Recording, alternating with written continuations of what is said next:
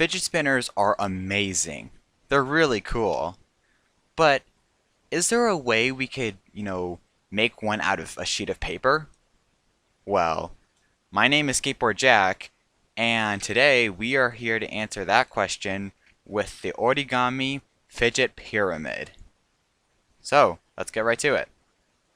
So, you're going to grab your paper and your scissors once again. So, we are going to be using the corner cut method once again, which is when you crease it triangularly and then cut the edge off that you don't need. So, let's just do that real quick.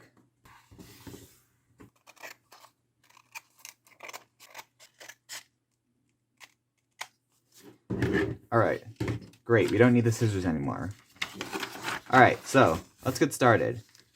So, what we're going to do is we're going to fold the paper in half. Very simple. And then we're going to fold it in half the other way as well. Like this. We won't be needing to do any diagonal folds this time, which is pretty relieving because I don't really like those. But yeah, what you should start out with is this, with 2 cross folds left and right. Alright, so now here comes the tricky part. You're going to take one corner, I prefer the bottom right, and then you have to bend it towards the top crease up here.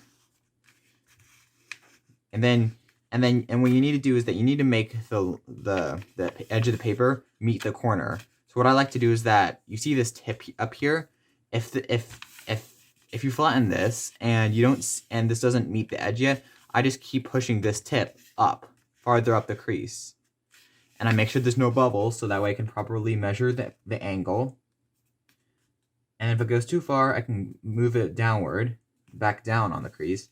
And when I'm happy with it, I can press down only on this part, and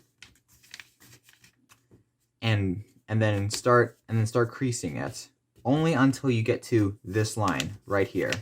Do not crease the rest of this angle. You only need to crease in this part right here. Alright, so when you're done, you can let this go.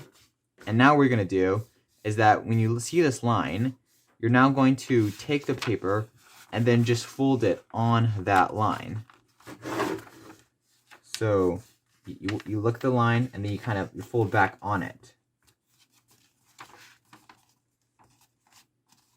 Like this. It'll feel very natural because the line is already there. And then you're gonna get the rest of the paper on the edge, and then squash the whole thing.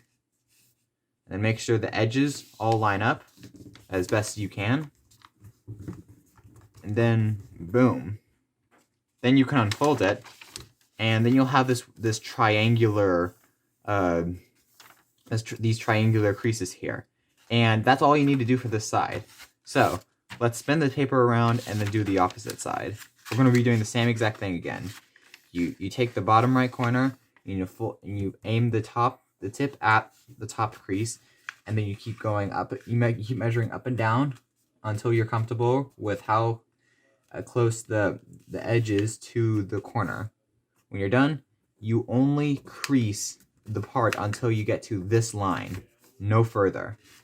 Then you bend over until you reach you bend over the line itself, and then the rest will come more naturally. You just squash this as best you can. Boom.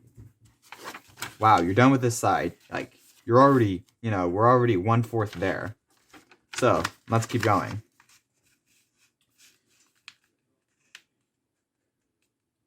You would think that since we are bending towards creasing towards the corner, you would need those diagonal folds. Well, I did try earlier today, and that didn't work out so well. So, once again, and make sure that you make sure to have this already still folded before you do the line thing again. So you do the line one more time.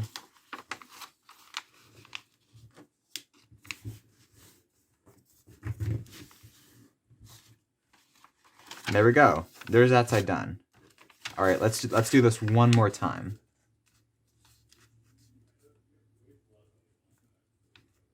The more you do this, the easier it gets. Trust me.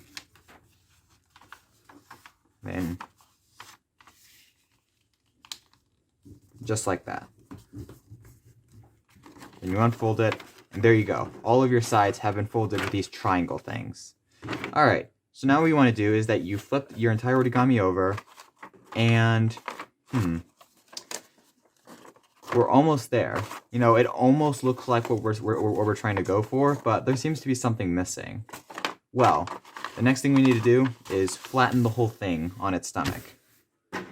Then you take one side so that way, like this spike thing, one of the spike things are facing towards you. And then you're gonna see these two corners here and here. So and all you have to do is basically, you know, kind of eyeball it, and then between these two corners, and then make a crease just in the middle, connecting point A from point B. Just like that. It doesn't have to be exactly perfect, but it just needs to be there. So then you do that with these two.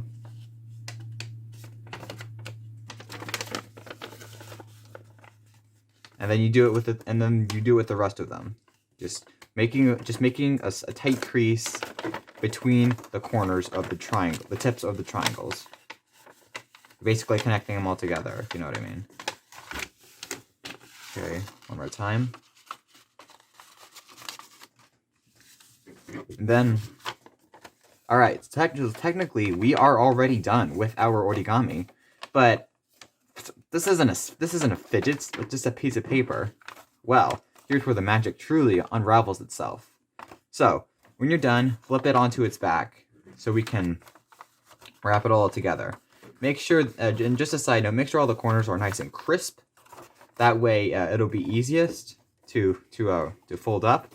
And then take all four of the sides and then pull them together. So, kind of looks like, you know, a grabbing face or something.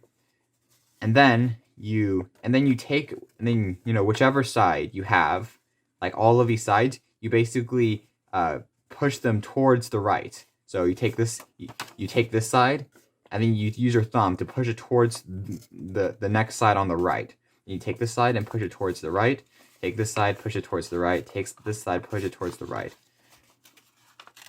And with them all pushing towards each other on the right, you keep doing that with your thumbs and your fingers, and you press you make sure everything is still crisp, by the way. But then you push each side towards each other on the right, and then you slowly press inward and push the spikes inward as well. And keep going. Eventually you can take your fingers out, and then you're done. You have officially made a pyramid fidget. I mean, wow. So, let me tell you about the cool ways you can use this as an actual fidget and not just, you know, a desk ornament. So, let me show you some of the things you can do with the pyramid fidget. So, the first thing you can do as a desk ornament. Cool. No, I'm just kidding. Well, the next thing you can do is that you can take it apart again, as I'm doing here. And it may not look like it can do much, but it can do all sorts of things. First off, if you flip it on its stomach and then press it down into a flat surface, the walls will act as a table. So you could put something up there, like maybe scissors or something. It looks pretty cool too. Another thing you can use it for is that you can take two of the sides and then move it back and forth to create like a mouth thing. This mouth shape thing. I always think that's like probably my favorite. And then probably the coolest thing you can do is that you fold it back up into a pyramid, and then you use one hand to grab hold of two of the corners, and then the other hand to grab the other two. And if you swivel the corners up and down, hang on, you can get what I'm saying, you know? By swiveling the corners up and down, you can basically fidget it back and forth over and over again. Kind of like one of those origami fortune tellers. You know? You can move it back and forth too. This one doesn't seem to be cooperating with me, but if you do it but others will. You can move it back and forth, and then when you're done playing with it, you can just have it as a pyramid. It's pretty cool, right? I mean, it's awesome. I always have one of these, you know, that way I have something to do with it if I'm bored or something. But yeah, that wraps up today's video, and thank you for watching. If you have any questions, then please comment down below. And one final note, dare I say it, please subscribe. This is literally the first time I'm ever saying it because, you know, at first it sounds, you know, really ridiculous before, but I think I actually need to say it these days. So, thank you, and I'll see you next time. Bye.